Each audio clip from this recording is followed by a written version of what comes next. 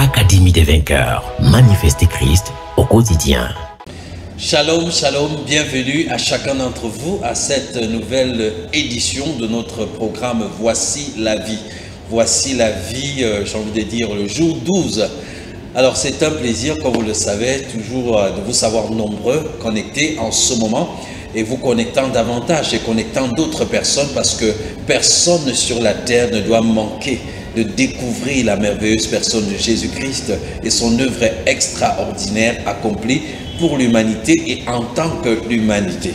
Je veux croire que vous avez digéré sans difficulté notre dernière vidéo qui parlait de 9 points sur pourquoi, les raisons pour lesquelles, étant sauvé, je dois tout de même pratiquer la sainteté et la justice dans ma marche de tous les jours. Donc cette série de 2 leçons parle de la marche chrétienne et nous avons mis la marche chrétienne à côté de l'être chrétien ou de l'identité ou de la position chrétienne. Nous sommes chrétiens et en tant que chrétiens, nous sommes positionnés en Christ qui lui-même est en nous. Nous sommes participants de sa vie, de sa nature, de tout ce qu'il est, de sa sainteté, de sa gloire, de sa justice. Ça, c'est ce que nous sommes. Nous sommes cela dans la vérité, mais maintenant, nous devons marcher conformément à ce que nous sommes. Nous devons devenir dans notre marche de tous les jours ce que nous sommes en Christ selon l'Esprit. Nous avons expliqué cela, nous avons dit, lorsque vous naissez de nouveau, c'est votre esprit qui reçoit la vie de Christ, qui vous rend vivant.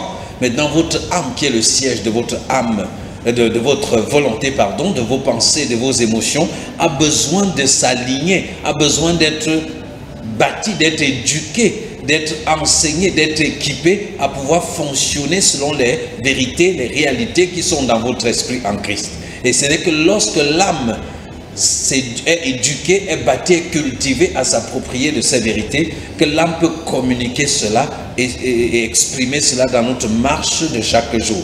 Et nous avons dit que c'est pourquoi il est très important de prendre au sérieux Romains chapitre 12 verset 2 qui dit « Ne vous conformez pas au siècle présent, soyez transformés par le renouvellement de votre intelligence. » Notre intelligence ici parlant notre âme qui a besoin de se renouveler. D'ailleurs l'apôtre Paul dit plus loin, il dit « Dépouillez-vous du vieil homme » il dit « Vous étant dépouillés du vieil homme, revêtez-vous de l'homme nouveau qui se renouvelle par la connaissance. » Donc l'homme nouveau, le nouveau fonctionnement de ton âme, la nouvelle volonté, les nouvelles émotions, les nouvelles pensées qui constituent dans cet homme nouveau, ce renouvellement-là ne se produit qu'au travers de la connaissance. La connaissance que nous recevons par des enseignements, par la méditation, par l'étude, par la communion fraternelle, et que nous méditons jusqu'à ce que cela devienne notre pensée, notre système de pensée, notre réalité dans l'âme. Et notre âme gouvernant nos attitudes et nos comportements va certainement infuser cela, imprimer cela sur notre comportement et sur nos attitudes tous les jours et notre marche sera glorieuse. Nous avons lu que le Seigneur est saint, nous sommes appelés à marcher, à être saints dans notre conduite. Le Seigneur est juste, nous sommes appelés à être justes dans notre conduite. Le Seigneur est amour, nous sommes appelés à être amour dans notre conduite. Le Seigneur est glorieux, nous sommes appelés à être glorieux aussi dans notre conduite. Tout ce qu'il est, nous le sommes avec lui et nous sommes donc appelés à manifester cela dans notre conduite de tous les jours. Donc nous avons commencé cette partie et nous avons parlé de 9 choses. Nous avons commencé à parler de ces 9 choses, ou de ces 9 raisons, autant pour moi, 9 raisons pour lesquelles, étant déjà sauvés, nous devons tout de même pratiquer la justice et la sainteté. Vous savez, beaucoup avant se disaient, ils doivent simplement pratiquer la justice et la sainteté dans le but d'être sauvés. Mais ce que nous expliquons dans cette série Voici la vie, c'est que nous avons déjà été sauvés. Notre salut est au passé composé. Alors pour ceux-là qui voulaient pratiquer la sanctification, la justice, se comporter correctement dans le but d'être sauvés, cela les dépouille de toute motivation, de toute raison de chercher justement à pratiquer la justice et pratiquer la sainteté. Mais nous disons non, nous avons été sauvés gratuitement. Mais les raisons pour lesquelles nous devons marcher selon la sanctification, marcher dans la sanctification, marcher selon la justice de Dieu, ce n'est pas afin d'être sauvés parce que nous sommes déjà, il y a d'autres raisons et nous voulons vous proposer 9 de ces raisons. Nous avions déjà parlé des 2 premières raisons. La première raison, c'est que nous devons marcher dans la sanctification et produire les œuvres de la justice simplement parce que Dieu nous demande de le faire. et en Christ, nous sommes des enfants obéissants. La deuxième raison est que marcher dans la sanctification et produire les œuvres de la justice est la manière naturelle de vivre dans le nouveau royaume de Christ auquel nous appartenons. Et nous allons donc aborder la troisième raison. La troisième raison s'inspire de Galates chapitre 2 verset 20. Quelle est cette troisième raison? Pourquoi est-ce que, étant donc sauvé, déjà, je dois tout de même pratiquer la justice et marcher dans la sanctification, simplement parce que j'ai été crucifié avec Christ. Le vieil homme et le corps du péché, comme la Bible l'appelle, a été crucifié avec Christ. Ça veut dire, ce qui devait me faire marcher dans l'égarement, dans l'injustice, dans l'impureté, ce corps-là a été crucifié. Cette personne-là a été crucifiée. Ouais, la crucifixion de Jésus, la mort de Jésus, le fait que Jésus est allé à la croix, c'était pas juste Jésus, c'était pas Jésus qui était à la croix, c'était nous qui étions ensemble avec Jésus-Christ à la croix. C'est nous qui étions en Jésus en train d'être crucifiés. Parce que Jésus, en tant que fils de Dieu, il n'a rien fait qui méritait qu'il soit crucifié. Donc en réalité, c'est l'humanité en lui qui est en train d'être crucifiée selon le vieil homme.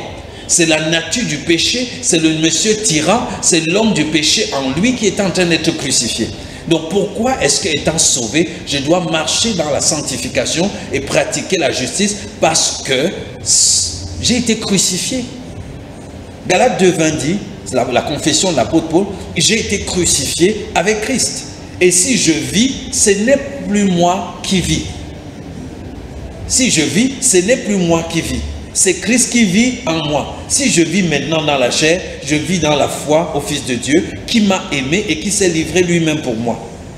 Je ne rejette pas la grâce de Dieu, car si la justice s'obtient par la loi, Christ est donc mort en vain. Ouais, il dit, si je vis, il dit, j'ai été crucifié avec Christ. Je crois que si la réalité de notre crucifixion avec Christ était suffisamment enseignée et comprise dans le corps de Christ, on aurait moins de scandales, on aurait moins de personnes qui marchent dans l'égarement, qui marchent selon les voies du monde. Le problème, c'est que le chrétien n'a pas toujours été enseigné, qu'en fait, il a été mis à la croix. La chair, ses passions, ses désirs, ses tendances, cet homme-là qui était soumis esclave de Monsieur Péché, cet homme-là a été crucifié. Et c'est cet homme-là qui est mort. Oui, bien-aimé, tu es mort selon le mensonge. Oui, bien-aimé, tu es allé à la croix selon la jalousie et tu as été crucifié et c'est mort là-bas. Oui, la convoitise est morte là-bas. Oui, toutes sortes de désirs et de passions impures, ça a été crucifié, ça a été tué à la croix. C'est mort là-bas. Quand Christ était crucifié, c'est pas qu'il était crucifié, toi tu étais à côté en train de regarder que ouais, il est en train d'être crucifié à ma place. Non, il n'a pas simplement pris ta place. Il est devenu toi. Il est devenu toi dans la nature, dans l'égarement. Il est devenu toi dans le mensonge. Il est devenu toi le menteur, toi le jaloux, toi le fornicateur, toi l'adultère. Il est devenu toi dans tout ce que tu étais. Et c'est ce toi-là dans tout ce que tu étais qui a été crucifié et qui est mort. Donc ne te vois plus selon ça. Vois-toi selon la nouvelle personne. Parce que la personne que tu continues de contempler, non, je me connais moi-même.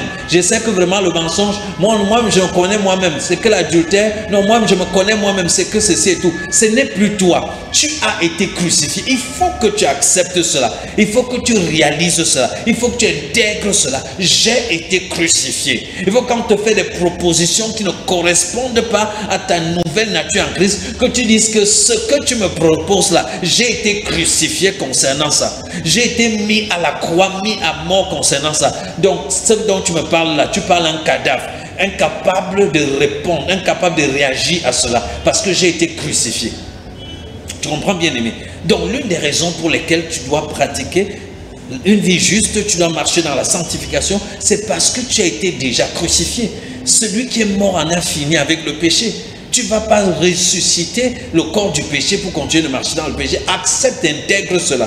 Donc Paul dit, j'ai été crucifié avec Christ. Si je vis, si tu vis bien aimé, ce n'est plus toi. C'est le Christ qui vit en toi. Colossiens va jusqu'à dire que lorsque Christ, votre vie paraîtra, vous paraîtrez aussi avec lui. Donc ta vie est devenue Christ. Ta vie a un nom. C'est Christ qui vit sa vie et s'exprime au travers de toi. Pourquoi est-ce que le vieil homme semble toujours s'exprimer au travers de toi? Pourquoi est-ce que cette personne qui mentait, qui volait, qui faisait ceci, semble toujours s'exprimer au travers de toi? Parce que tu passes le temps à contempler cette personne-là. Parce que tu passes le temps à te voir selon cette personne-là. Parce que tu passes le temps à méditer sur cette personne-là. Commence à méditer sur la nouvelle personne qui est en Christ. Commence à te voir selon la nouvelle personne en Christ. Que la Bible dit que voyez-vous comme étant mort au péché, comme vivant pour Dieu. Voyez-vous comme. Comment est-ce que tu te vois? Est-ce que tu te vois comme étant mort au péché et comme vivant pour Dieu? Pour la plupart des personnes, oh frère, examine ta vie, vérifie ta vie. Frère, est-ce que tu n'as pas forniqué? Frère, est-ce que tu n'as pas menti? On t'amène à contempler l'ancien toi, au lieu de contempler le nouveau toi en Christ, qui est saint, parfait, juste, jusqu'à ce que cela devienne ta mentalité. Vous comprenez? Romains chapitre 6, verset 5 dit ceci. En effet, si nous sommes devenus une même plante avec lui. Le mot si ici, c'est un mot en grec qui peut être traduit aussi par puisque. Par puisque. Et je n'ai pas le temps de vous faire toutes les explications autour du mot, mais la bonne traduction ici, c'est puisque. Donc, en effet, puisque nous sommes devenus une même plante avec lui, par la conformité à sa mort. Nous sommes devenus une même plante avec Christ, comment? En nous conformant à sa mort. Donc quand il est mort, nous sommes morts avec lui. Non, en effet, puisque nous sommes devenus une même plante avec lui par sa conformité à sa mort, nous le serons aussi à la conformité à sa résurrection. Verset 6. Sachant que notre vieil homme a été crucifié avec lui. Il ne dit pas que puisque notre vieil homme sera crucifié avec lui. Il ne dit pas que nous allons nous battre pour que notre vieil homme soit crucifié. Il ne dit pas qu'espérant que notre vieil homme soit crucifié. Il dit sachant. C'est un sachant, bien aimé. Ta crucifixion, la crucifixion du vieil homme en toi, c'est un sachant. C'est un sachant. Ce n'est pas un espérant, non. C'est un sachant. Sachant que ton vieil homme a été crucifié. Sachant que c'est déjà fait. Donc la Bible veut que tu saches. Le mot savoir ici, c'est aido, qui veut dire vivre dans la conscience de quelque chose comme étant établi. Donc, ayant cette conscience établie sur le fait que le vieil homme a déjà été crucifié, mais est-ce que ta conscience est établie dessus, bien-aimé? Est-ce que ta conscience est établie sur le fait que le vieil homme, il dit sachant, est-ce que tu sais cela? Est-ce que tu vis dans ce sachant? Est-ce que tu vis dans le sachant de Dieu, le sachant de ta vérité en Christ? Sachant, dis à quelqu'un sachant. Répète, dis-lui encore sachant. Dis-lui vis dans le sachant de Dieu. Dieu ne vit pas selon tes pensées, ne vit pas selon tes observations, ne vit pas selon tes impressions. Vis selon le sachant de Dieu. Pendant que tu regardes à ton comportement, tu regardes à tes impressions, tu regardes à ceci, Dieu lui sait quelque chose de toi. Et il veut que tu saches ce que lui sait. Il sait que le vieil homme a été crucifié. Maintenant, sache que le vieil homme a été crucifié. Donc il dit, sachant que le vieil homme, que notre vieil homme a été crucifié avec lui. Pardon. Sachant que notre vieil homme a été crucifié, oui, avec lui, afin que le corps du péché fût détruit. Donc le vieil homme a été crucifié, pourquoi? Afin que le corps du péché fût détruit. Dis à quelqu'un, c'est détruit, c'est détruit, c'est détruit. C'est détruit, c'est détruit, c'est détruit, c'est détruit. Le corps du péché que j'avais est détruit. C'est détruit. Parce que j'ai été crucifié. J'ai été crucifié. J'ai été tué dans le mensonge. J'ai été tué dans l'adultère. J'ai été tué dans l'injustice. J'ai été tué dans la calomnie. J'ai été tué dans la jalousie. J'ai été tué dans tout ce qui ne glorifie pas Dieu. J'ai été crucifié. Sachant donc que cela a été fait afin que l'homme du péché, le corps du péché fût détruit. Pour que nous ne soyons plus esclaves du péché. Tu as été crucifié avec Christ. Tu n'es plus esclave du péché. Le péché ne domine plus sur toi. Verset 7 dit, car celui qui est mort est libre du péché. Or, je suis mort ensemble avec Christ à la croix, donc je suis libre du péché. Péché, je ne te dois rien. Péché, tu n'as plus de pouvoir sur moi. Péché, tu n'as plus le droit de me gouverner. Et même si tu insistes, même si tu presses, je continuerai de puiser, de reconnaître, de m'identifier, d'affirmer jusqu'à ce que ma marche reflète totalement ces vérités. Voilà de quoi il s'agit. Regardez ce que dit le verset 6, le verset chapitre 6, Romains 6, 19. Il dit, je parle à la manière des hommes à cause de la faiblesse de votre chair. De même donc que vous avez livré vos membres comme esclaves à l'impureté et à l'iniquité, pour arriver à l'iniquité. Ainsi maintenant, livrez vos membres comme esclaves à la justice, pour arriver à la sainteté. Car lorsque vous étiez esclaves du péché, vous étiez libres à l'égard de la justice. Oui, lorsque vous étiez esclaves du péché, vous étiez quoi? Libres à l'égard de la justice. Lorsque le péché vous contrôlait, vous ne deviez rien à la justice. La justice n'avait aucune influence sur vous. Lorsque le mensonge vous contrôlait, la vérité n'avait aucune influence sur vous. Lorsque le vol vous contrôlait, la préservation de ce qui est autrui n'avait aucune influence sur vous. De même, maintenant que vous avez changé de nature, maintenant que vous avez changé de royaume, maintenant que vous êtes gouverné par quelqu'un d'autre, vous êtes libre aussi de l'ancien gouvernant. Maintenant que vous êtes gouverné par la justice de Dieu qui habite en vous, vous êtes libre du péché, vous ne devez rien au péché. Je disais l'autre jour que quand tu péchais, bien-aimé, quand tu voulais mentir, tu ne jeûnais pas pour mentir. Tu ne sais pas que je vais prendre une journée de jeûne pour pouvoir mentir à mon patron ou à mon père. Tu ne sais pas que je vais prendre une journée de jeûne pour pouvoir frapper l'argent, comme on dit, dans le pantalon de mon mari.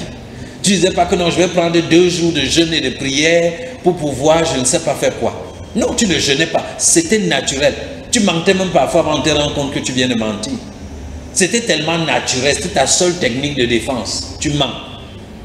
Mais maintenant que tu es habité par la justice de Dieu, tu n'as pas à jeûner, prier, bagarrer pour manifester la justice. Reconnais que tu es habité par la justice de Dieu. Reconnais que tu es contrôlé par cela. Reconnais. C'était si naturel pour toi. Réalise que ça devient aussi naturel pour toi de pratiquer la justice, de marcher dans la sanctification. Et reconnais cela. Médite, cultive, développe, chante, danse, remue ça jusqu'à ce que ça devienne ta mentalité.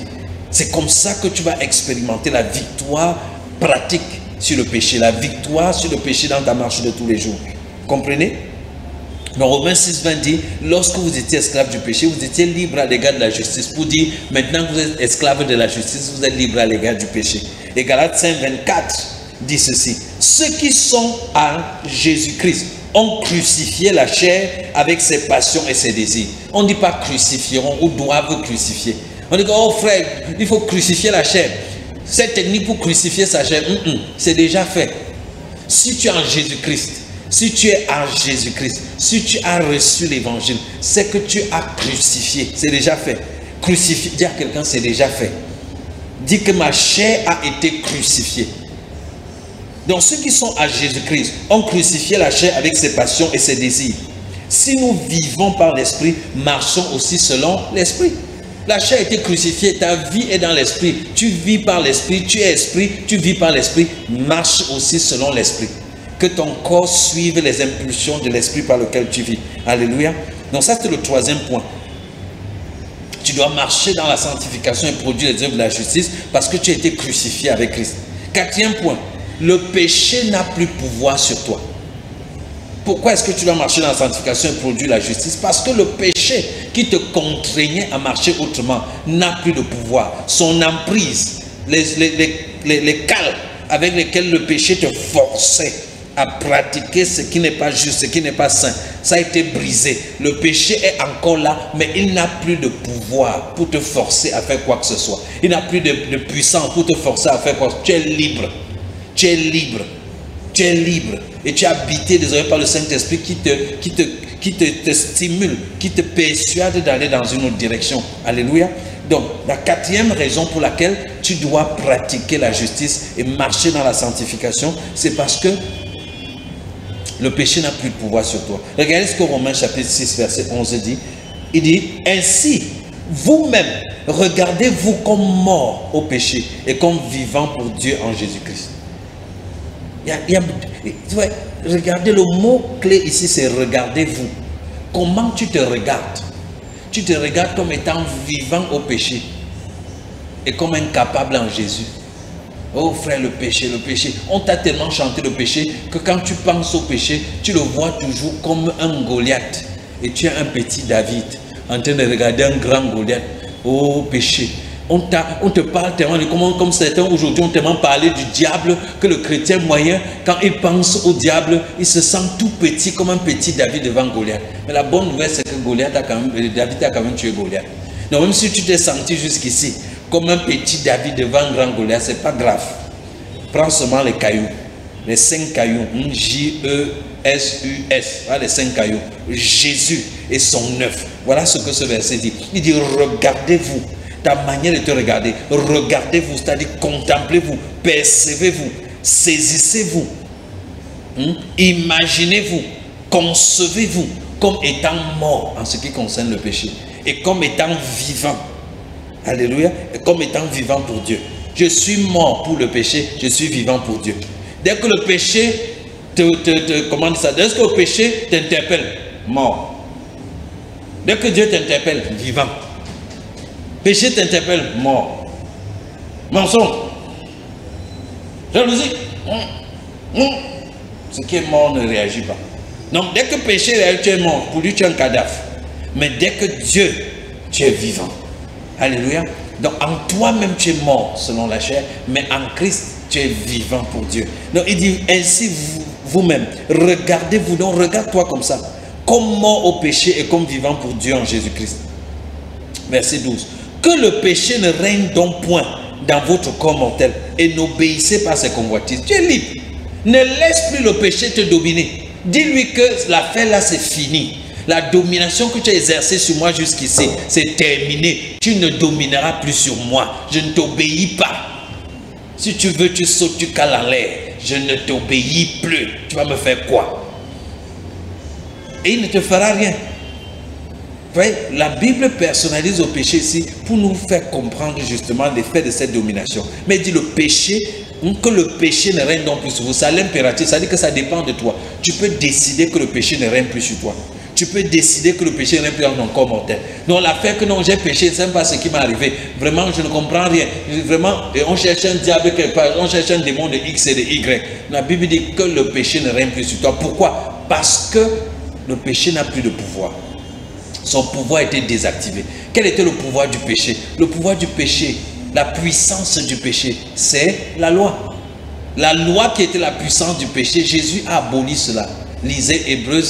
Je sais que chaque fois qu'il dit ça, il y a des gens qui surgissent, qui n'ont pas suivi les émissions précédentes, qui viennent dire que non, non, non, non, l'Ancien Testament n'a pas aboli. Prenez le temps de suivre les 2 premières sessions de Voici la vie et vous comprendrez l'explication. Sinon, lisez aussi Hébreux chapitre 7, 8, 9. Ce n'est pas moi qui dis que la loi a été abolie. Ce n'est pas moi qui dis que l'Ancien Testament a été remplacé. C'est écrit. Les mots abolis et remplacés sont là. Prenez le temps de lire au lieu de me combattre pour avoir lu la Bible. Lisez vous aussi et découvrez que ces mots sont bien écrits là. Et cherchez plutôt à comprendre ce que vous ne comprenez pas là-dedans. Donc, c'est clair ici, au verset 12, que le péché ne règne donc point dans votre corps mortel et n'obéissez pas à ses convoitises. C'est ta responsabilité, bien-aimé. Tu dois décider que le péché ne règne plus dans ton corps mortel. Tu dois décider de ne pas te soumettre à ses convoitises. Quand je dis tu dois décider, la décision vient d'où? De ton âme. C'est là-bas que se trouve la capacité de décider. C'est là-bas que se trouve ta volonté. Donc l'âme a besoin d'être renouvelée, l'âme a besoin d'être éduquée. C'est là où notre responsabilité en tant que Dieu, c'est là où nous avons à faire. Et nous allons dans une prochaine émission dire comment faire cela. Comment renouveler notre intelligence. Comment renouveler notre âme. Comment cultiver notre volonté, nos émotions, nos pensées à se soumettre à l'esprit de Dieu en nous. Alléluia. Vous voyez, Romains 6, verset 13 dit, ne livrez pas vos membres au péché. Donc quand tes membres vont dans le péché, c'est toi qui as livré. Il ne dit pas ne laissez pas Satan livrer vos membres. Parce qu'aujourd'hui on a collé Satan partout. On a collé un démon partout. Laissez tout cela. La Bible dit que le péché est enfanté dans le cœur de l'homme, pas dans le cœur de Satan. C'est dans ton propre cœur. Il dit que chacun est tenté par sa propre convoitise. Pas par la convoitise de Satan. Sa propre convoitise. Donc ta propre convoitise te tente. C'est de là que ça part. Et il faut le reconnaître. Passer le temps à se trouver des excuses et à penser que c'est quelqu'un d'autre qui est en train de faire ne va pas t'aider à sortir de là. Admets que c'est ton choix, c'est ta décision. Non, la Bible dit que... Il dit quoi? Ne livrez pas vos membres, ne le faites pas. Ça veut dire que ça dépend de toi. Et comment? Cultive la vérité dans ton âme. Cultive la vérité. Cultive la vérité. La vérité de l'esprit dans ton âme. Cultive. Et nous allons voir comment le faire. Mais il dit, ne livrez pas vos membres au péché comme des instruments d'iniquité, mais donnez-vous vous-même à Dieu. Ne vous livrez pas, mais donnez-vous vous-même. Il y a la possibilité de se livrer, il y a la possibilité de se donner soi-même. Donc ne vous livrez pas au péché, donnez-vous vous-même à Dieu. Vous voyez, ça c'est maintenant au niveau de ton âme. Dans ton esprit, tu as déjà donné ta vie à Dieu, tu es déjà à Dieu. Dans ton âme, tu as déjà renoncé au péché, tu es là saint, juste, parfait. Dans ton esprit, pardon, dans ton esprit, je voulais dire, dans ton esprit, tu t'es déjà donné à Dieu. Dans ton esprit, tu es déjà saint, parfait. Mais quand on parle ici, on parle de ton âme. Il faut que ta volonté refuse de se livrer aux convoitises de la chair, se livrer au péché. Il faut que tes émotions refusent. Et je profite pour dire quelque chose. Nous pouvons, notre âme peut être éduquée. Je vais en parler quand nous allons voir comment éduquer notre âme. Mais notre âme peut être éduquée. Il y a des choses que quand tu passes autant à écouter, à regarder, des livres que quand tu lis, des films que quand tu regardes, ça stimule des émotions qui livrent ton âme au péché. Il y a aussi d'autres choses que quand tu lis, ça stimule tes émotions qui livrent ton âme à Dieu. Donc il y a des musiques, par exemple, quand tu écoutes, ça stimule les passions charnelles en toi. Il y a d'autres musiques que quand tu écoutes, ça stimule des passions spirituelles en toi. Mais qui choisit la musique? C'est toi. C'est pas Satan qui peut acheter le CD là à ta place. C'est toi-même. Et d'où vient l'envie? Quelque part à l'intérieur de toi. Jésus dit que c'est du cœur que viennent les meurtres, les vols, les adultères et tout le reste. Il ne dit pas que c'est de l'enfer. Non, c'est du cœur de l'homme. Parce que c'est dans le cœur de l'homme que ça se trouve. Il ne dit pas que ça se trouve en enfer. Non, c'est dans le cœur. Le cœur de l'homme a ces choses-là. Vous comprenez? Donc il dit, ne livrez pas vos membres au péché comme des instruments d'iniquité, mais donnez-vous vous-même à Dieu, comme étant vivants de mort que vous étiez. Et offrez à Dieu vos membres comme des instruments de justice. C'est vous qui le faites. Ah, j'aime le verset 14, c'est l'un de mes plus beaux. Il dit, car le péché n'aura pas pouvoir sur vous. Pourquoi? Puisque vous êtes non sous la loi, mais sous la grâce. Le péché n'aura pas pouvoir sur vous. Pourquoi? Le péché a perdu son pouvoir. Le péché ne pourra plus vous forcer à faire ce que vous ne voulez pas. Pourquoi? Parce que vous n'êtes plus sous la loi, mais sous la grâce. Les gens disent que quand on enseigne la grâce, quand on prêche la grâce, ça conduit les gens au péché. Vous mentez. C'est-à-dire, vous dites le contraire de ce que la Bible dit. La Bible dit que ceux qui sont sous la grâce, le péché n'a plus pouvoir sur eux. Vous voyez? Regardez, lisez, Romains 6, 14. Le péché n'aura pas pouvoir sur vous. Le péché n'aura pas pouvoir sur vous. Pourquoi? Parce que vous n'êtes plus sous la loi. La loi donne la puissance au péché. Paul dit, je n'aurais jamais connu la convoitise si la Bible n'avait pas dit, si la loi n'avait pas dit tu ne convoiteras point. En d'autres termes, la loi en disant tu ne convoiteras point a stimulé en moi la convoitise. Quelqu'un d'autre disait que la loi est faite pour être transgressée. Là où il y a une loi, il y a une tentation d'être transgressée. Je me souviens d'un de mes enfants dans le Seigneur qui expliquait cela lors d'un enseignement et ça m'a particulièrement marqué. Il dit, dès que vous écrivez quelque chose au tableau et vous sortez en disant aux élèves que personne ne touche le tableau, vous pouvez être sûr qu'avant que vous ne reveniez, il y aura plusieurs qui auront touché le tableau. Il dit, un enfant va se lever, aller sur le tableau et toucher le tableau en disant, il vient déjà. Mais il touche. Pourquoi? La loi crée l'envie de transgresser. La loi crée le désir de se rebeller. C'est pourquoi la loi donne la puissance au péché. Là où il y a des lois, là où on bloque, ne faites pas, ne faites pas, ne faites pas, on crée des hypocrites qui font ça par derrière et qui ont l'apparence de n'avoir rien fait. C'est pourquoi la loi n'a pas pu amener l'homme à la perfection. La loi n'a fabriqué que des hypocrites. Vous vous souvenez, en livre de Galates, l'apôtre Paul parle. Il dit qu'il a reprimandé l'apôtre Pierre en public. Pourquoi? Parce que l'apôtre Pierre, qui était légaliste, s'est comporté en hypocrite. Avant, il était là, il mangeait avec les païens qui sont devenus chrétiens. Il mangeait sans problème. Mais quand il a vu les gens envoyés par Jacques arriver, quand il a vu les gens arriver, les gens envoyés par Jacques arriver de Jérusalem, la Bible dit qu'il a commencé à s'abstenir de manger avec ces personnes. Et Paul dit qu'il a vu que voyant que Pierre se comportait de manière hypocrite, il a reprimandé Pierre publiquement en disant que mais si toi qui es juif, tu te mets à te comporter de la manière des païens, c'est-à-dire dans l'hypocrisie, pourquoi tu veux que les païens judaïsent? Vous comprenez? La loi ne crée que des hypocrites. Mais la grâce te prend tel que tu es. Frère, si tu as reçu Jésus-Christ, tu manques encore. La grâce te prend comme tel. La grâce ne vient pas te dire que, oh, tu manques trop. Oh, vraiment, non, la grâce te prend comme tel.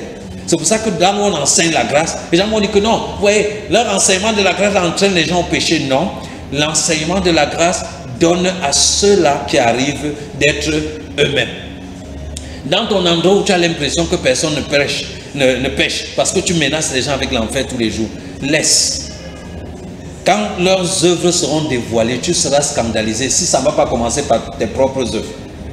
Moi, j'enseigne ce message depuis des années et je peux vous dire, j'ai reçu pas mal de gens qui viennent, venant des endroits où on enseigne la loi, ils viennent secrètement confesser des choses terribles qu'ils font. Parce qu'ils savent qu'en enseignant la grâce, je peux les écouter, je peux leur manifester de l'amour, je peux être patient avec eux. Et quand ils finissent de le faire, ils repartent là-bas et ils critiquent les enseignements. Ils critiquent le fait que j'enseigne la grâce. Mais quand c'est compliqué, ils viennent. Je ne dis pas cela pour mépriser ces églises, ces serviteurs de Dieu. Je ne fais qu'expliquer le fait que lorsqu'on reçoit la loi, on a peur que les gens sachent que nous n'arrivons pas à respecter la loi. On a honte que celui qui nous enseigne la loi sache que nous ne respectons pas la loi. Et comme il y a parfois des menaces de mise sous discipline, des menaces dans l'enfer, les menaces du diable qui va faire cela, donc beaucoup préfèrent cacher leur mal, leurs difficultés à pouvoir respecter la loi. Ils n'arrivent pas, ils vivent des vies d'échecs, de défaites spirituelles, mais ils n'arrivent pas à l'exprimer. Mais lorsque la grâce de Dieu est enseignée, vous vous sentez accepté malgré vos faiblesses, malgré vos limites, malgré votre incapacité de mettre en pratique tous les commandements que vous connaissez. La grâce vous dit, viens, tu es accepté tel que tu es. Les gens disent que non, aujourd'hui on prêche un message dilué. Les gens prêchent l'évangile dilué. Ils ne disent pas aux gens que Jésus-Christ les a accueillis. Jésus-Christ a accueilli la femme surprise en flagrant délit d'adultère. Jésus-Christ a accueilli la femme prostituée. Jésus-Christ a accueilli Zachée. Et les gens l'ont critiqué pour l'avoir fait. Les gens ont même accusé Jésus d'être le prophète des bandits, des voleurs, des soulas et tout le reste. Les gens ont aussi critiqué Jésus, que son ministère c'est le ministère des impudiques, c'est le ministère des soulas, c'est le ministère des voyous. Ils n'ont pas compris que ces impudiques, ces voyous, ces soulas étaient là parce que la grâce de Dieu abondait dans la vie de Jésus, abondait dans le ministère de Jésus. Ils pouvaient au moins, par Jésus, trouver la possibilité de s'approcher de Dieu, ce que les pharisiens leur avaient refusé par leur comportement et par leur attitude. Vous comprenez? Donc, lorsque les gens nous critiquent, oh vos ministères là, vous prêchez la grâce entre les gens, nous le comprenons. Ils vous auraient voulu que tous ces gens soient hypocrites. Je dis aux gens non, si tu es venu, tu as reçu l'évangile, il est possible que certaines choses soient encore visibles dans ta vie. Ne fais pas semblant, sois toi. Ce n'est pas toi qui va te changer, ce n'est pas moi qui vais te changer, c'est la vérité de la parole de Dieu qui va te transformer de l'intérieur. N'essaie pas de te transformer à l'extérieur, de faire semblant d'être transformé, alors qu'à l'intérieur ce n'est pas encore ça. Laisse la transformation venir. Ne va pas au rythme des gens. Les gens vont te critiquer, veulent que tu prétendes que tu es déjà transformé. Sois au niveau où tu es. Sois au niveau où tu es. Alors que non, comment tu peux dire que quelqu'un a reçu l'évangile, tu es en train d'encadrer la personne a encore un petit ami. Laisse son petit ami tranquille. Enseigne la vérité à la personne. Dieu ne m'a pas commissionné pour aller chasser les petits amis des gens. Dieu ne m'a pas commissionné pour aller menacer les petits amis des gens. Il m'a commissionné pour annoncer la personne de Christ seul et son œuvre seulement. Et je peux vous dire que parfois, souvent quand ces personnes arrêtent avec leur petit ami, ils ne me demandent même pas. La vérité produit quelque chose en eux. Et ils se rendent juste compte qu'ils ne prennent plus plaisir à certaines choses. Mais quand vous les forcez, les menacez, leur imposez une conduite qui ne jaillit pas d'une persuasion. La Bible dit que toute pratique qui n'est pas le fruit d'une conviction est péché. Peut-être parce que tu as peur, tu as honte qu'on va le voir dans ton église. On va dire que non, tu n'enseignes pas le bon message. C'est pour ça qu'il y a des gens, non, laissez-les venir. Laissez-les venir. Laissez la femme prostituée laver les pieds de Jésus. Laissez la femme adultère se tenir l'empereur Jésus. Laissez Jésus parler avec la Samaritaine qui est dans cette femme. Laissez Jésus parler avec la prostituée qui est dans cette femme. Il a côtoyé toutes ces personnes. Il a vécu avec ces personnes et il a impacté leur vie.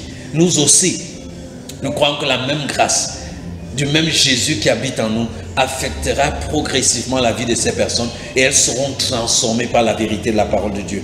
Bref, le péché n'aura pas pouvoir sur toi parce que tu es non plus sous la loi, mais sous la grâce. C'est pourquoi, t'appuyant sur cette grâce, saisissant cette grâce, comprenant cette grâce, étudiant cette grâce, méditant sur cette grâce, elle va davantage te fortifier.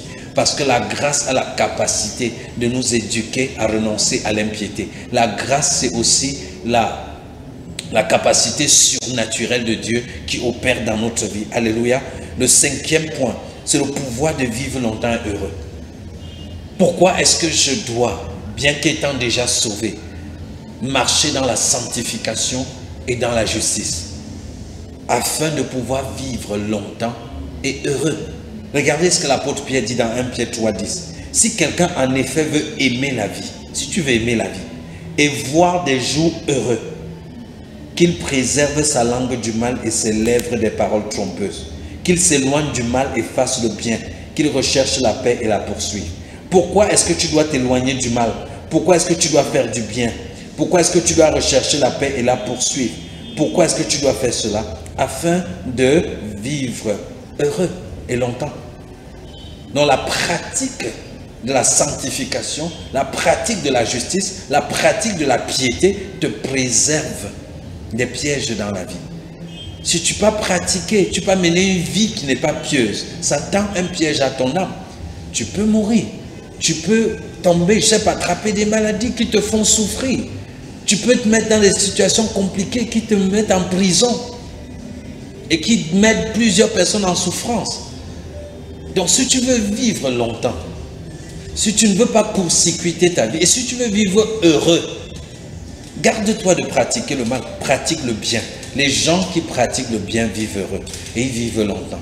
Pratique la sagesse, pratique la bonté, pratique le fruit de l'esprit, laisse l'esprit s'exprimer, marche selon l'esprit. Alléluia, et tu vivras heureux et tu vivras longtemps. Ça, c'était le cinquième point. Alors, regardons le sixième. Pourquoi est-ce qu'étant déjà sauvé, tu dois marcher dans la sanctification et dans la justice? Parce que tu es un témoin de Christ sur la terre. Étant sauvé, souviens-toi, tu as été sauvé de quelque chose, mais tu as été sauvé pour quelque chose. Éphésiens chapitre 2 verset 10, nous sommes l'ouvrage de Dieu ayant été créés en Jésus-Christ pour pratiquer les bonnes œuvres que Dieu a préparées d'avance afin que nous accomplissions. Donc tout enfant de Dieu est un témoin, un ambassadeur, un messager de Dieu dans son environnement. Philippiens chapitre 1 verset 27 dit ceci, seulement conduisez-vous d'une manière digne de l'évangile de Christ, afin que, soit que je vienne vous voir, soit que je reste absent, j'entende dire de vous que vous demeurez ferme dans un même esprit, combattant d'une même âme pour la foi de l'évangile.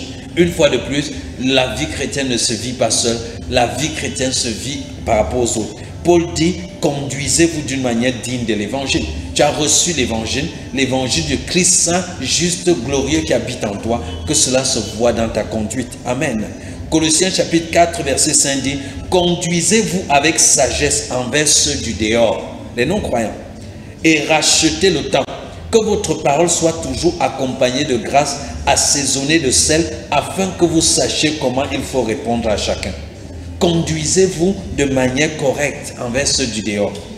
Il faut que les non-croyants, ceux qui ne sont pas chrétiens, il y a des chrétiens qui sont connus dans leur quartier par des témoignages qui ne devraient pas être.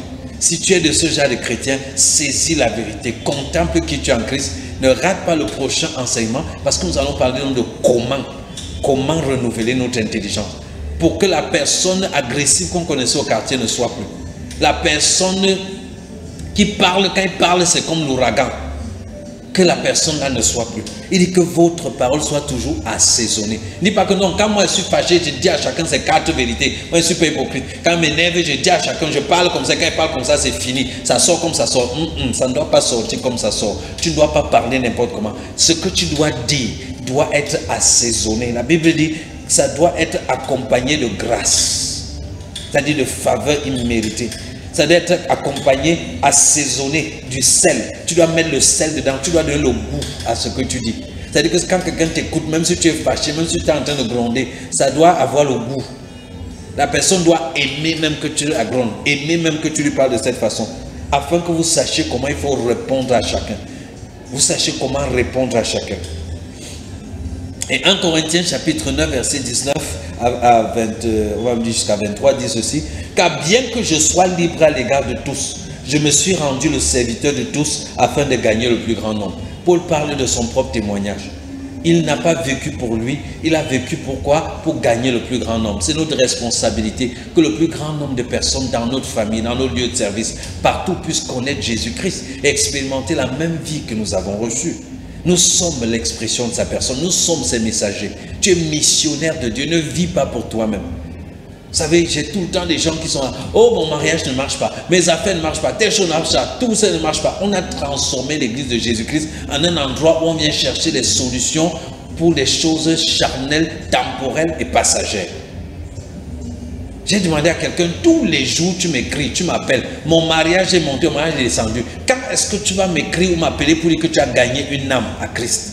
Qu'est-ce que tu vas m'écrire et m'appeler pour me dire que tu es en train d'encadrer quelqu'un et que tu as besoin peut-être de conseils dans ce sens? Quand tu n'appelles pas pour ton mariage, c'est pour tes affaires. Quand tu n'appelles pas pour tes affaires, c'est pour tes enfants. Quand tu n'appelles pas pour tes enfants, c'est pour le sorcier du quartier qui veut te tuer. C'est pour telle chose. C'est pour ceci et pour ça. Il s'agit de toi, de toi, de toi et de toi et toujours de toi. Non, c'est pas comme ça que ça doit être. Quand tu as reçu l'évangile et que Christ est dans ta vie, tu as dit qu'il est le Seigneur de ta vie. Laisse le Seigneur diriger. Soumets-toi au Seigneur.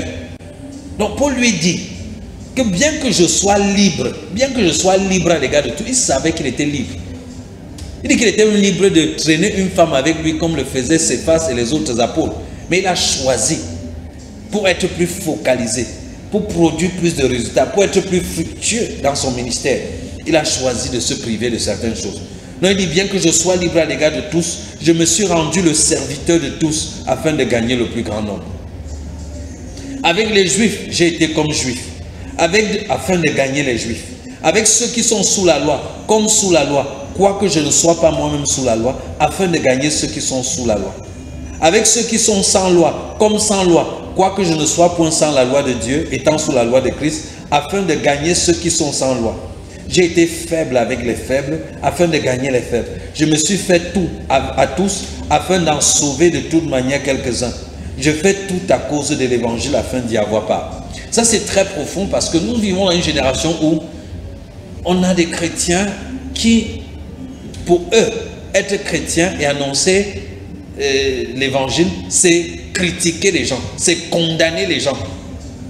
Paul dit, je me suis fait juif avec les juifs. Et nous nous souvenons que le Paul qui prêche que la loi de Moïse a été bannie, que la loi a été abolie. On se souvient dans les Actes des Apôtres que Paul est allé à Jérusalem et qu'il a fait des rites dans le temple. Il a fait 3 jours et il allait faire des rites de purification. Donc quand il dit je me suis fait juif avec les juifs, il ne parle pas en l'air.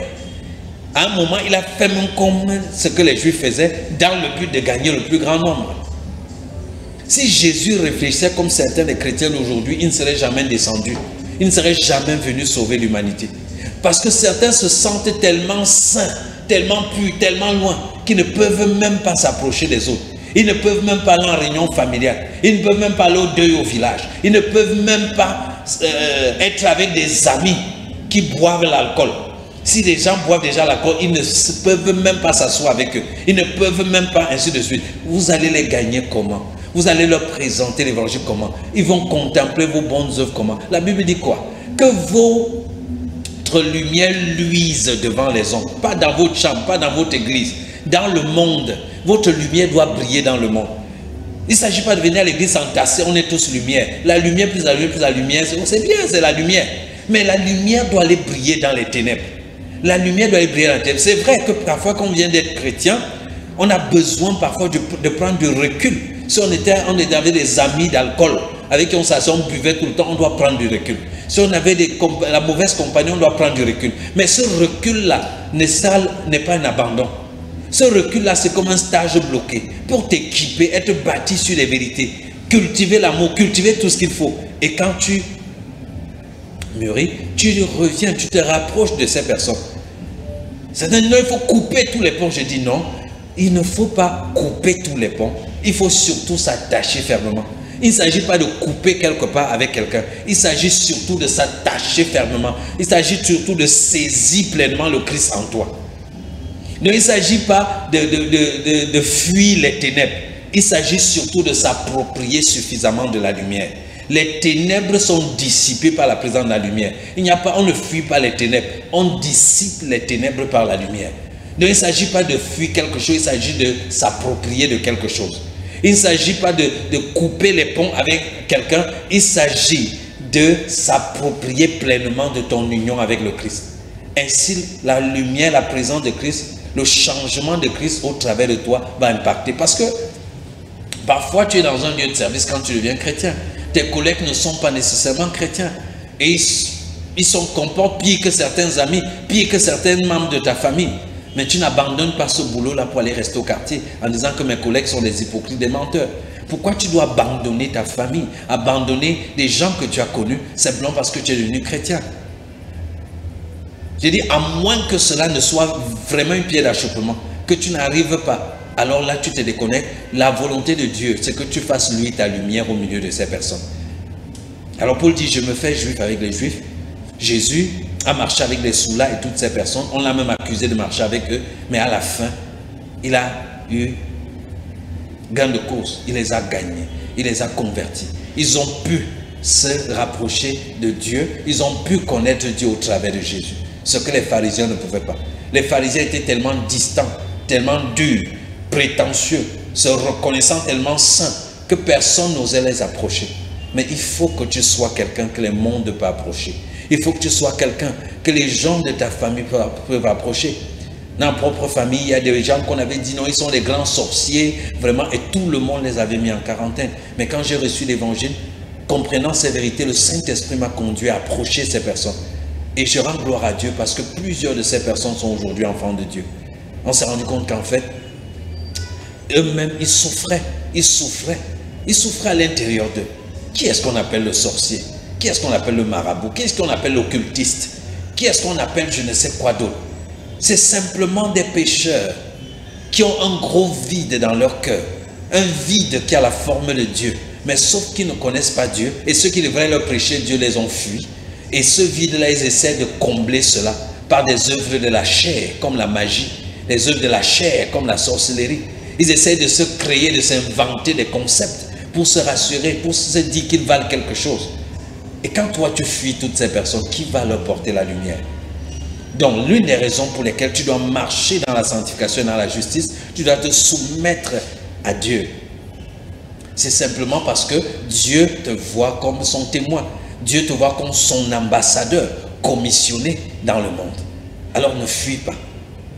Approfondis. Si tu te sens dans un environnement, tu sens que tu es secoué, va en profondeur dans la vérité, va en profondeur dans la prière, va en profondeur dans la méditation, l'étude de la parole de Dieu, mais impacte ton monde.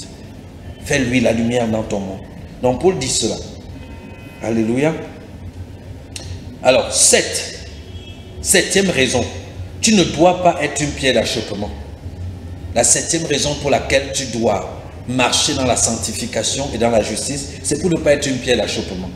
Romains chapitre 14, verset 13 dit ceci.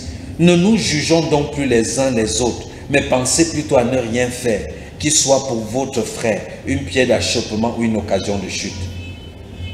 Tu es libre, mais sache que ce que tu fais peut faire tomber quelqu'un d'autre. Tu es libre, mais sache que ce que tu fais, il y a d'autres chrétiens plus jeunes qui t'observent et qui peuvent aussi vouloir faire ce que tu as fait et ça les détruit. Paul parlait particulièrement de la viande sacrifiée aux idoles. Il disait, nous savons que l'idole n'est rien. Nous savons que cette viande, c'est rien du tout. Mais si un jeune converti, dont la conscience est encore faible, te voit assis dans le temple des idoles en train de manger la viande, pour lui, parce que l'idole est encore quelque chose, est-ce que cela ne va pas le scandaliser, le confondre et peut fragiliser sa foi?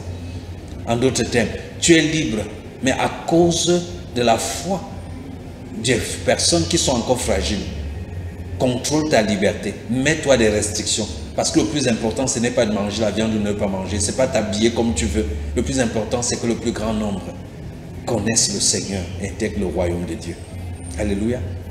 Donc règle ta vie, ta parole, là où tu vas, ce que tu portes, toutes ces choses. Fais-le dans le but que le nouveau converti qui pourrait t'observer puisse à chaque moment trouver dans ta vie, dans ta manière de t'habiller, dans ta manière de parler, dans ta manière de faire, un sujet qui l'édifie, qui l'inspire, qui le motive dans la vérité. Et pendant que je parle, je me dis, bon, comment mettre ça ensemble avec ce que nous venons de dire? Si je dois, par exemple, être quelqu'un qui ne fuit pas le monde, dans le sens de... si je dois être une lumière qui brille dans le monde, et que je peux me retrouver, par exemple, au milieu des gens qui boivent de l'alcool, et si un nouveau converti passe par là, et me voit assis au milieu des gens qui boivent de l'alcool, est-ce que cela ne sera pas une pierre d'achoppement? Or, en même temps, j'ai besoin d'être là pour témoigner. Ce n'est pas exactement comme ça que ça se passe dans la vie. Il y aura toujours, il y a des choses où il faut aller au cas par cas. Vraiment au cas par cas. Il y a des situations où je me rends compte que le nouveau converti m'aura vu peut-être assis là-bas et n'aura pas compris ce que je faisais là-bas. Alors je vais le rencontrer, lui dire, bon voilà, j'étais à tel endroit. Le témoignage seulement que je vais venir rendre va permettre de comprendre ce que je faisais là-bas. Et ce sera peut-être une occasion de lui expliquer la vérité biblique, de lui montrer le fondement de ces choses. Je veux dire, ne mettons pas ça ensemble pour annuler. Non, c'est deux choses dans deux contextes, dans des circonstances différentes. Le Seigneur veut que nous soyons la lumière qui brille dans les ténèbres. Le Seigneur veut aussi que nous nous évitions de nous mettre dans des postures, dans des habillements, dans des attitudes qui peuvent fragiliser la foi du nouveau converti. En d'autres termes, quand tu agis, tiens compte. Peut-être tu as envie de t'enflammer, souviens-toi qu'il y a un nouveau converti, ça pourrait le scandaliser, abstiens-toi. Le chrétien vit une vie de maîtrise de soi. Il vit par l'esprit. Romains chapitre 15, verset 1 dit, « Nous qui sommes forts, nous devons supporter les faiblesses de ceux qui ne le sont pas et ne pas nous complaire en nous-mêmes. Accueillez-vous donc les uns les autres comme Christ vous a accueillis pour la gloire de Dieu. » Accueillons les gens. Ne jugeons pas les gens. Vous voyez, quelqu'un vient, il n'est pas chrétien, il arrive dans un environnement chrétien, on commence à lui prescrire ce qu'il est supposé faire. Non, on ne parle pas ici comme ça. Non, on ne fait pas comme ceci. Accueillez la personne. Accueillez la personne. Et finalement, la personne, l'évangile est prêché, la personne reçoit l'évangile. Et on dit, oh, mais maintenant tu es un frère, le Seigneur t'a aimé et l'évangile était sucré. Non, le Seigneur est amour, il t'a aimé, il te pardonne et tout. Et dès le même son, on commence à lui dire que tu sais que tu dois désormais mettre les foulards. Tu sais que tu ne peux plus faire ceci, tu sais que tu ne peux plus faire cela. On le met en prison alors qu'on vient à peine de le libérer avec l'évangile. On le critique sur son habillement, on critique sa manière de parler, on critique ceci, on critique sa bouche. Il a la bouche comme un fumeur, on critique sa coiffure, on critique tout sur lui. Accueillons ceux qui sont faibles, accueillons ceux qui viennent. N'essayons pas d'être le Saint-Esprit dans la vie des personnes. Enseignons-leur les vérités au sujet de Christ. Plus ils vont découvrir qui ils sont en Christ, plus ils vont comprendre leur identité, leur sainteté, leur justice. Tout ce qui n'est pas saint dans leur marche, tout ce qui n'est pas juste dans leur comportement va tomber seul et progressivement. Alléluia. Huitième raison pour laquelle, étant sauvé, tu dois pratiquer la justice et marcher dans la sanctification, parce que tes œuvres seront récompensées. Tu ne dois pas simplement renoncer au mal, mais tu dois pratiquer le bien. Donc tu dois être tellement occupé à pratiquer le bien qu'il n'y ait pas d'espace pour le mal. Les gens oisifs, les gens peu occupés, les gens qui ne sont pas engagés dans le ministère, qui ne sont pas engagés à servir Dieu, sont les gens qui sont tout le temps dans les compromissions. Montre-moi un chrétien qui est tout le temps en train de tomber dans le même péché, je te pointerai un chrétien qui est refroidi dans son zèle pour Dieu. Ayons du zèle pour l'œuvre de Dieu. Ne sois pas dans une église ou dans un cadre chrétien et tu ne fous rien. Tout ce que tu fais, tu écoutes des enseignements tous les jours, tu secoues la tête, tu applaudis, tu dis que l'homme de Dieu est inspiré. C'est bien de suivre les enseignements, de te nourrir, mais il faut te lever. Il faut t'investir dans le ministère. Il faut jouer un rôle. Occupe-toi à faire quelque chose pour la gloire de Dieu. Occupe-toi à témoigner de Jésus-Christ. Occupe-toi. Va, intègre le groupe de prière, le groupe d'intercession de l'église. Intègre la chorale, intègre un groupe, intègre je ne sais quel autre groupe. Intègre un groupe et sois actif. Sois actif, sois soumis, fais ce qu'on te demande là-bas. C'est comme ça que tu gardes ta flamme. C'est comme ça que tu entretiens ta flamme. Communie avec des frères et sœurs en Christ qui sont enflammés. Mais ne reste pas dans ton coin. Pratique des bonnes œuvres. Va à l'orphelinat, offre des dons. Rends visite aux malades et prie pour ces personnes. Prends sur toi d'appeler les personnes que tu ne vois plus en cellule ou à l'église depuis longtemps et encourage-les. Occupe-toi dans l'œuvre de Dieu. Alléluia. Si tu es suffisamment occupé dans l'œuvre de Dieu, il y aura très peu d'espace pour que l'œuvre du diable puisse être également ton partage. Donc, tu dois t'occuper des bonnes œuvres. Et sachant que les bonnes œuvres seront récompensées. Vous voyez, 1 Corinthiens chapitre 9, verset 24 dit, « Ne savez-vous pas que ceux qui courent dans le stade courent tous, mais qu'un seul remporte le prix? Courez de manière à remporter le prix. » Paul, l'apôtre, compare la vie chrétienne à une course. Et il dit qu'il y a une couronne à la fin, il y a une récompense à la fin. La récompense en rapport avec les œuvres. Et 1 Corinthiens 15, 58 dit, « Ainsi, mes frères bien-aimés, soyez fermes et inébranlables, travaillant de mieux en mieux à l'œuvre du Seigneur, sachant que votre travail ne sera pas vain dans le Seigneur. » Il faut travailler à l'œuvre du Seigneur, œuvrer pour le Seigneur. Il faut que ce christianisme cesse. Ce christianisme où on vient dans les églises pour qu'on prie pour moi, pour que je sois guéri, pour que j'ai le mariage, pour que mes problèmes soient résolus. Il faut que ça cesse. Christ n'est pas venu pour ça. Christ est venu pour t'unir avec Dieu.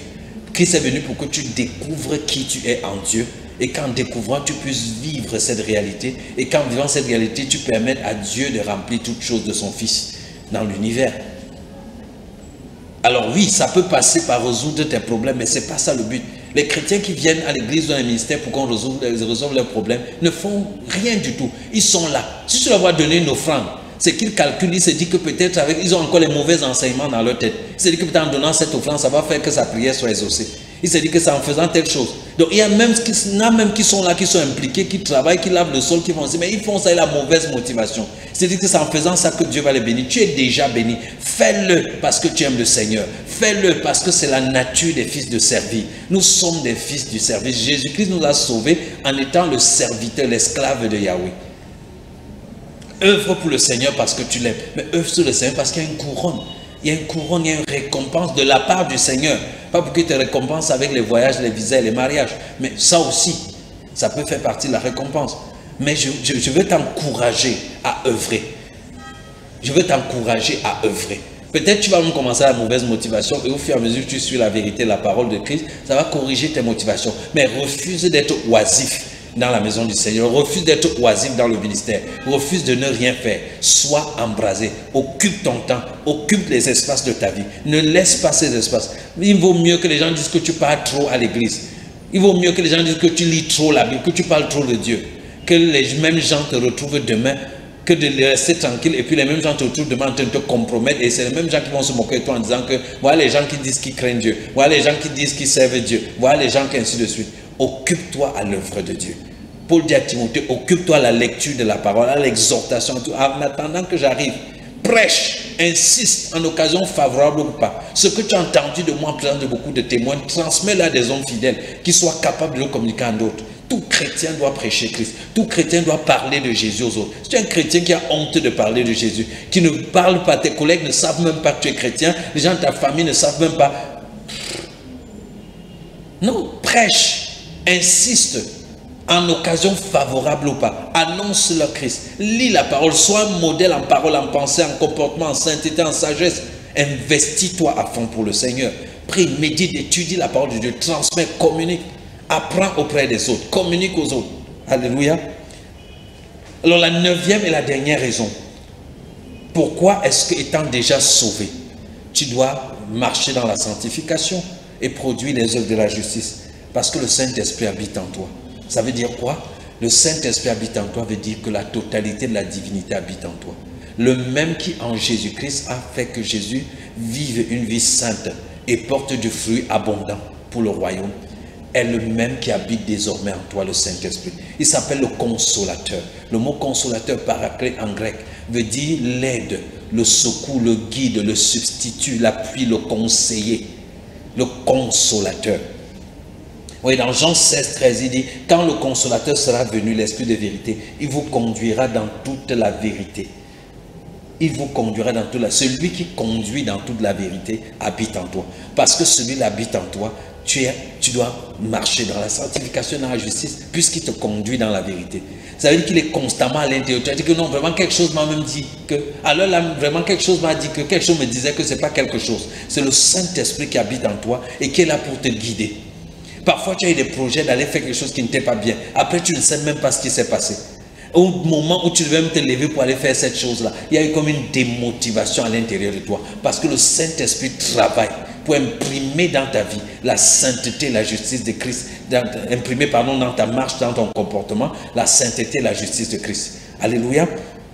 Donc Galates 5,16 dit, je dis donc, marchez selon l'esprit et vous n'accomplirez pas les désirs de la chair. Le Saint-Esprit a été donné pour que nous marchions selon son impulsion dans notre esprit. Galates 22 dit, mais le fruit de l'esprit, c'est l'amour, la joie, la paix, la patience, la bonté, la bénédiction, la fidélité, la douceur, la tempérance. Donc le Saint-Esprit en nous est une source sûre, un appui certain pour que nous puissions marcher dans la sainteté et la justice. Nous devons marcher en sainteté et la justice parce qu'il est présent en nous. Donc nous ne manquons pas de secours, nous ne manquons pas d'appui, nous ne manquons pas de guide, nous ne manquons pas de force, nous ne manquons pas de substitut. Il est présent, nous avons tout ce qu'il faut. C'est pourquoi l'apôtre Pierre conclut en disant, sa divine puissance nous a donné tout ce qui participe à la vie et à la piété.